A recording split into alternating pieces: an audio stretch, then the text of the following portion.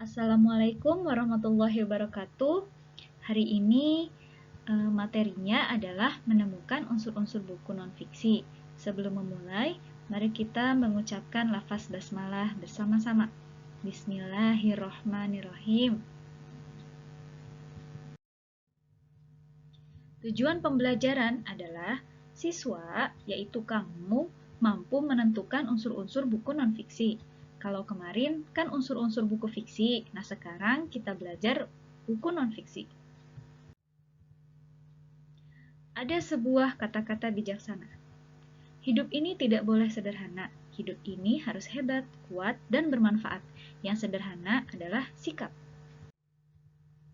Nah, di sini ada 4 buah cover buku yang dimana kesemuanya adalah buku non-fiksi. Yang pertama yaitu buku bahasa Indonesia yang kamu punya.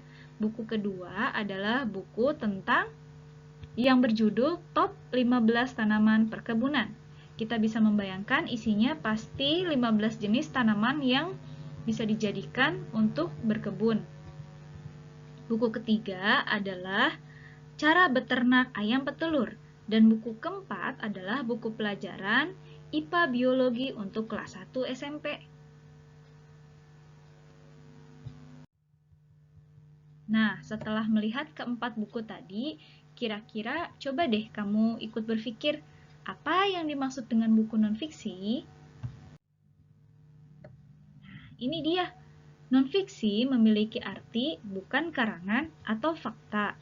Jadi, buku non-fiksi adalah buku yang isinya membahas suatu ilmu atau fakta. Jadi, di dalamnya bukan karangan ya, tetapi fakta atau disiplin ilmu yang kita pelajari.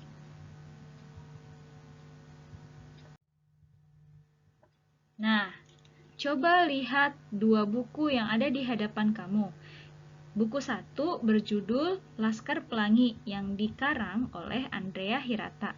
Buku 2 berjudul Pintar Menulis Cerpen dalam Sepekan.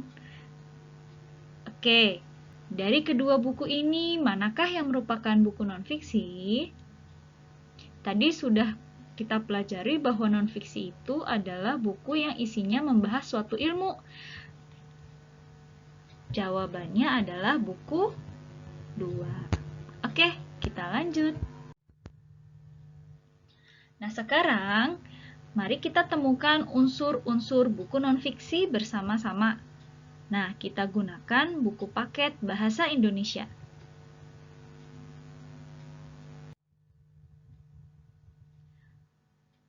Judulnya terlebih dahulu ditulis, Mari Berbahasa Indonesia untuk SMP atau MTS kelas 7.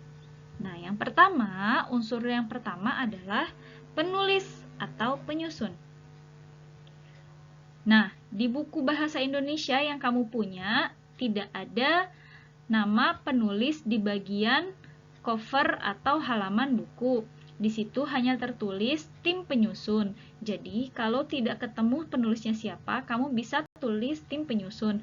Akan tetapi, saat ibu melihat kembali ke dalam buku, sebelum kata pengantar, di halaman sebelum kata pengantar terdapat nama-nama tim penyusun, maka dari itu ibu tulis namanya, yaitu Bapak Wahono, Mafruhi, dan Sawali.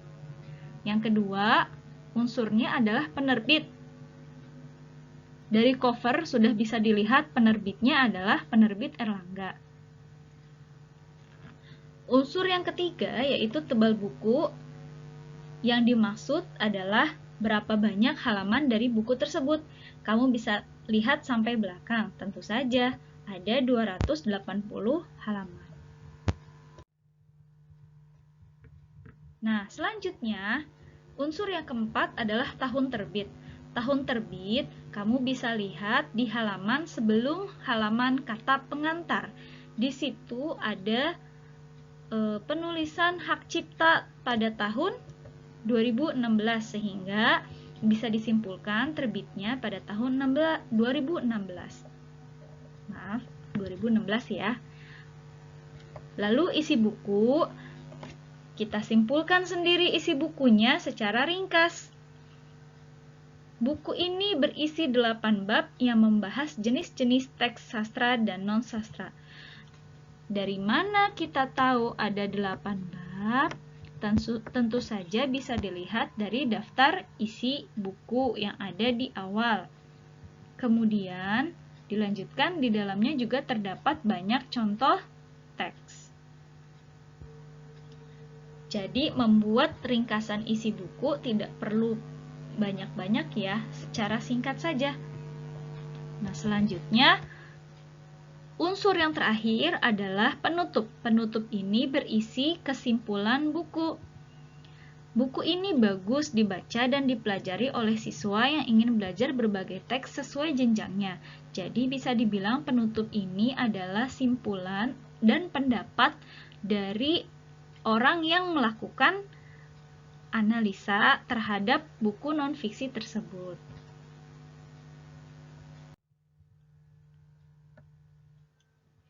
Nah, sampai sini mudah bukan? Karena untuk menganalisis unsur-unsur buku non-fiksi, sebetulnya kamu tidak perlu membacanya dari awal sampai akhir. Kamu cukup memperhatikannya dari daftar isi dan melihat-lihat dari awal bab sampai akhir bab. Isinya ada apa saja, sehingga kamu bisa merangkumnya dengan baik. Tidak perlu dibaca secara utuh. Beda dengan buku fiksi, seperti novel atau kumpulan cerpen, sehingga kamu harus tahu cerita yang ada di dalamnya untuk membuat amanat. Nah, kalau begitu, mari kita lakukan evaluasi. Siapkan buku dan alat tulismu. Siapkan buku non-fiksi yang akan kamu teliti. Buku non-fiksi bisa apa saja ya? Buku-buku paket pelajaranmu juga bisa, ada banyak kan? Buku LKS apakah termasuk non-fiksi? Bisa, itu juga bisa termasuk. Buku-buku tentang doa, itu juga termasuk buku non-fiksi. Buku-buku tentang cara sholat yang baik juga termasuk non-fiksi. Pokoknya semua buku yang isinya membahas suatu ilmu atau fakta itu namanya buku non-fiksi ya. Oke, tapi karena buku paket bahasa Indonesia sudah dijadikan contoh, jangan dipakai kembali ya. Nah, kita mulai. Tulis di buku tulis kamu. Yang pertama, judul buku. 1. Judul buku, titik 2, tulis judulnya apa. Lalu yang kedua, tulis penulis buku, titik 2. Jika tidak ditemukan penulis, kamu menemukan penyusun, silahkan tulis saja penyusun buku. Apapun boleh. Nah, lanjut. Yang ketiga, penerbit buku, titik 2. Penerbit buku selalu terlihat di cover depan buku atau cover belakang buku. Yang keempat, tebal buku. Kamu lihat sampai akhir, ada berapa halaman buku yang kamu teliti. Lalu, yang kelima, tahun terbit, titik 2. Kamu lihat tahun terbitnya apa. Yang keenam, isi buku. Nah, isi buku ini butuh waktu lebih lama untuk kamu meringkasnya menjadi beberapa kalimat singkat saja. Ada berapa bab di buku itu dan secara garis besar membahas tentang apa. Nah, yang ketujuh, penutup atau kesimpulan buku, yaitu pendapat kamu terhadap buku tersebut dan kira-kira buku tersebut cocok atau layak dibaca oleh kalangan apa? Kalangan siapa? Oke, selanjutnya, jika sudah selesai, hasil tugas difoto lalu dikirim ke Google Classroom seperti biasa ya. Terima kasih sudah belajar dengan baik. Assalamualaikum warahmatullahi wabarakatuh.